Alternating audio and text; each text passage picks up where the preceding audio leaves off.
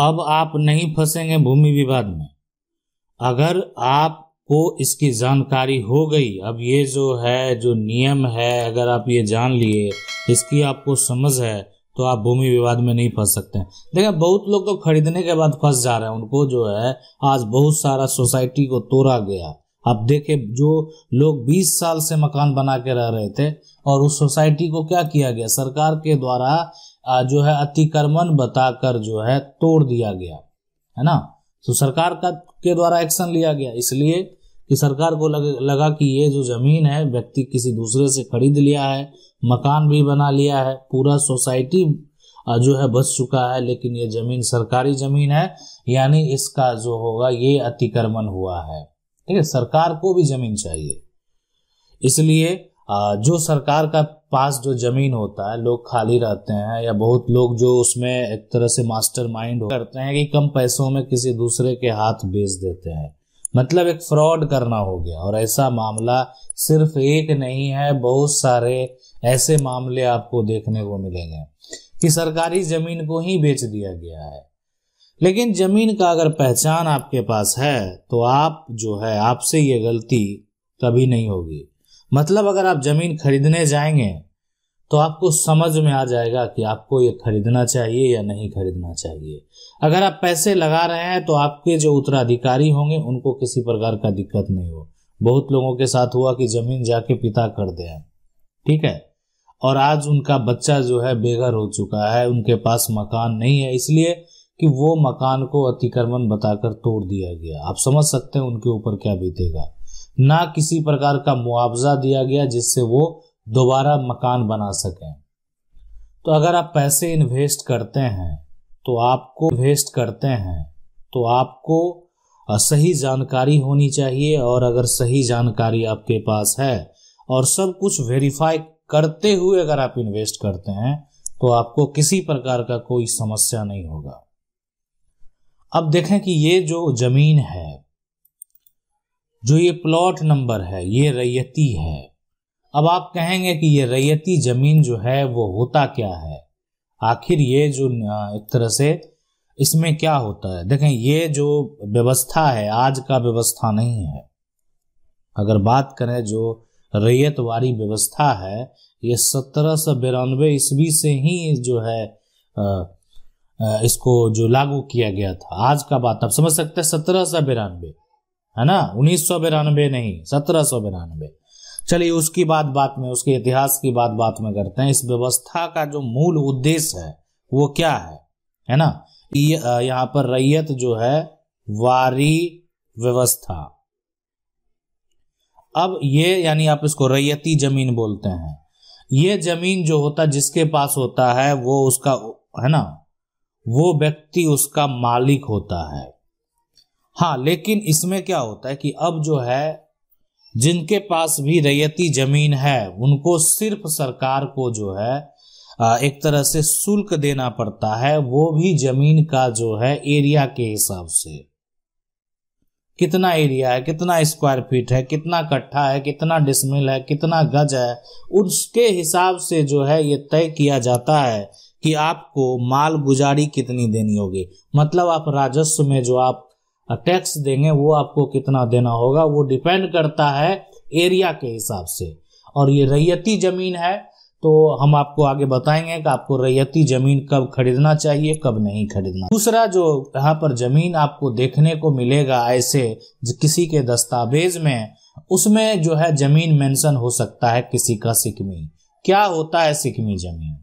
देखिए लोगों के पास बहुत सारा जमीन था पहले के समय में। तो क्या होता था, आज मान लेते हैं कोई व्यक्ति जो है वो अगर उसका जो घर है वो अगर लखनऊ है, ठीक है, लखनऊ का रहने वाला है, और जमीन जो है उसका छत्तीसगढ़ में है, मध्य प्रदेश में है, तो समझ सकते हैं वो व्यक्ति जो है कैसे खेती करेगा, संभव नहीं है। अगर मान लेते हैं उसके पास एग्रीकल्चर लैंड है तो लखनऊ में रहने वाला व्यक्ति छत्तीसगढ़ जाके सारा कुछ करना संभव नहीं है। तो ये जमीन जो है, ये प्लॉट जो है किसी को दे दिया गया। ये जमीन रैयती ही है, ये रैयती जमीन है, लेकिन ये दे दिया गया किसी को। और जब दिया गया तो इसमें बोला कि आपको इतना जो है टैक्स देना पड़ेगा, साल का आपको इतना पैसा हमको देना है, आपको हम ये जमीन हैंड ओवर कर दिए। तो रैयती जमीन जो है, ठीक है, सिकमी का कागज भी तैयार हो गया, सारा कुछ हो गया, जो जमीन का मालिक है उसको पैसा भी प्राप्त हो रहा है। कुछ समय बाद क्या किए कि जिनके पास सिकमी जमीन है वो पैसा देना बंद कर दिए और जमीन को जो है अपने अंडर में कब्जा कर लिए। तो आखिर सिकमी जमीन पर आपका अधिकार है, जो लोग खेती करते हैं उनका अधिकार है, लेकिन आप उसका खरीद बिक्री नहीं कर सकते हैं। अगर आप करते हैं तो वो गलत है। अब इन सब के बाद जो आता है वो है यहाँ पर गैर मजरूआ आम, और गैर मजरूआ खास भी है। देखें ये जमीन जो है इसमें अगर बात करें तो एक जो आम है ये पूर्ण रूप से जो होता है ना, पूर्ण रूप से ये जमीन जो होता है वो सरकार, अगर कहीं भी अगर ऐसा आपको दिखे कि ये जमीन जो है वो गैर मजरूआ आम है तो ये पूर्ण रूपेण जो है सरकारी है। इसका खरीद बिक्री जो है नहीं हो सकता है। अगर आप कर भी लेता है कोई व्यक्ति तो वो जो है भविष्य में जो है उसको उलझन पैदा हो सकता है, तो नहीं हो सकता है ना खरीद बिक्री। ये बात आप याद रखें, ठीक है। अब सवाल उठता है कि अगर गैर मजरूआ खास है, देखें खास अगर किसी के पास है तो ये जमीन जो है जिसके पास भी है, अब ये जो है मान लेते हैं किसी राज्य में अगर इस पे प्रतिबंध लगा दिया है ना, तब आप इसका खरीद बिक्री नहीं कर सकते हैं। लेकिन अगर प्रतिबंध नहीं है, संबंधित जमाबंदी कायम है, आप इसका टैक्स दे रहे हैं, तो उस केस में जो है आप इसका खरीद बिक्री कर सकते हैं। यानी डिपेंड करता है कि आपको पता कर लेना चाहिए कि आपके जो राजस्व के अधिकारी हैं उनसे आवेदन दे के आप ये वेरीफाई कर सकते हैं कि इस पे किसी प्रकार का कोई प्रतिबंध तो नहीं है। अगर किसी प्रकार का कोई प्रतिबंध नहीं है तो आप खरीद बिक्री कर सकते हैं, आपको किसी भी प्रकार का कोई भी समस्या नहीं होने वाला है, ठीक है।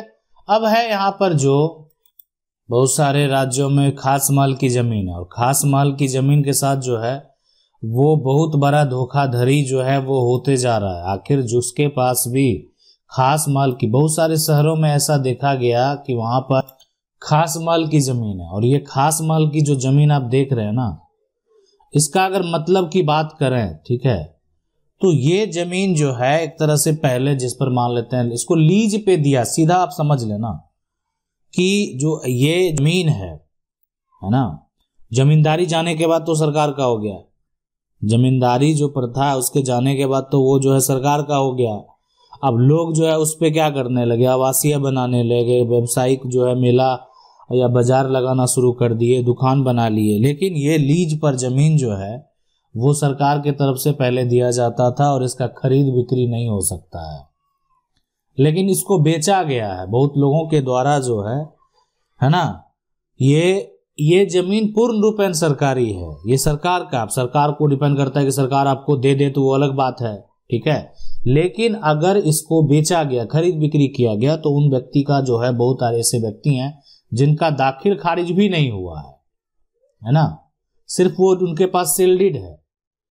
लेकिन ऐसे व्यक्ति अगर खास माल की जमीन पर मकान बनाकर रह रहे हैं तो आज के समय में या हो सकता है भविष्य में कभी भी ऐसी सरकार बनी जिनको उस जमीन की जरूरत पड़ेगी तो आपका संपत्ति पर हो सकता है मुआवजा जारी कर दे। आप लंबे समय से रह रहे हैं, हो सकता है लोगों के द्वारा धरना प्रदर्शन किया जाएगा, लोगों के द्वारा आवाज उठाया जाएगा, उनके साथ समस्या है, तो हो सकता है गवर्नमेंट देखें जनता का ही सेवक है, तो हो सकता है कि आपको एक तरह से या तो ना हटाए या आपको मुआवजा दे दे, या हो सकता है कि अतिक्रमण समझकर हटा भी दिया जाए। अभी बहुत जगह ऐसा देखा गया, अभी के जो कुछ दिन पहले का है, बहुत राज्य में ऐसा देखा गया जहां पर जो अवैध मकान है, अवैध कॉलोनी है, उसको तोड़ा गया और उसको अतिक्रमण बताकर जो है अधिकारी के द्वारा एक्शन लिया गया और उसको हटाया गया। तो इसलिए आपको जो है जमीन सोच समझकर खरीद बिक्री करना है, ठीक है। अब गोचर भूमि है, अगर वो भी आप नहीं खरीदेंगे, बहुत सारा क्या होता है ना कि जमीन जो है रेलवे में व्यक्ति का कट गया है, जो वहां से मान लेते रेल लाइन गुजरा हुआ है, अब उनका जमीन पहले से ही रेलवे में कट गया, लेकिन रेलवे के द्वारा उतना जमीन का यूज नहीं हुआ, इसलिए कि उस पर लाइन जो है डबल ट्रिपल नहीं लिया गया है, तो लोग उसको अपने अंडर में कब्जा किए हुए हैं और उनके पास जो है एरिया कम है, फिर भी क्या करते हैं, जो कट भी गया है उसको भी बेच देते हैं। तो भविष्य में ये आप समझ लें, पहले वेरीफाई कर लें, अगर आप जमीन खरीदने जा रहे हैं कि रेलवे में कितना जमीन कटा हुआ है। अब रेलवे में जितना जमीन कटा हुआ है, अब अगर आप रेल लाइन के बगल में जमीन सस्ते में ले रहे हैं तो ये बात आप जरूर जान लें कि आप वैसा जमीन तो नहीं खरीद रहे हैं जो पहले से कटा हुआ है, पहले से रेलवे को दे दिया गया है। तो इसीलिए ये सारा कुछ वेरीफाई करना बेहद जरूरी है।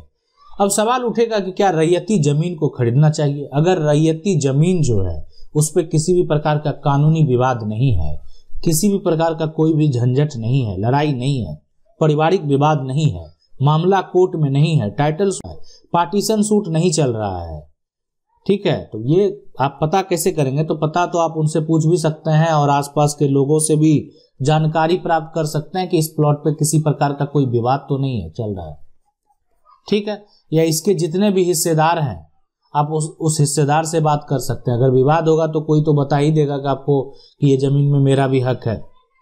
तो अगर ऐसा होता है, किसी प्रकार का कोई समस्या नहीं है, तो आप रैयती जमीन खरीदिए, किसी प्रकार का कोई दिक्कत नहीं होगा। आशा करते हैं वीडियो अच्छा लगा होगा। वीडियो को लाइक जरूर कर दें, चैनल को पहली बार देख रहे हैं सब्सक्राइब करके जो बेल आइकन है उसको जरूर दबा लें। मिलते हैं अगले वीडियो में, तब तक के लिए जय हिंद।